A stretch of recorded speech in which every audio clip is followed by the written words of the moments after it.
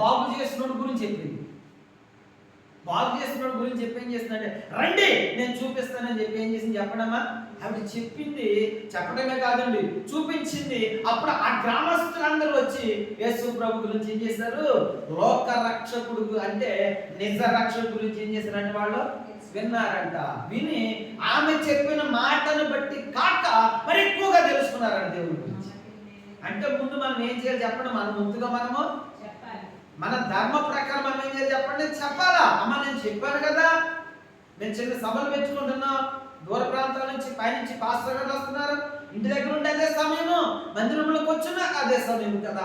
రెండు మాటలు ఉంటే నీ బ్రతుకు బాగుంటుంది, నీకు శాంతి కలుగుద్ది, నెమ్మది కలుగుద్ది. మేము కూర్చుంటున్నాం కదా, మన మధ్యలోనే ఉందిగా, మనం వేరే ఊరు వెళ్ళవలసిన లేదు కదా, వేరే ప్రాంతానికి వెళ్ళవలసిన లేదు కదా, వేరే గ్రామానికి వెళ్ళవలసిన లేదు కదా, బస్సుల మీద కానీ ఆటోల మీద కానీ వెళ్ళవలసిన లేదు కదా, మన ఇంటి పక్కనే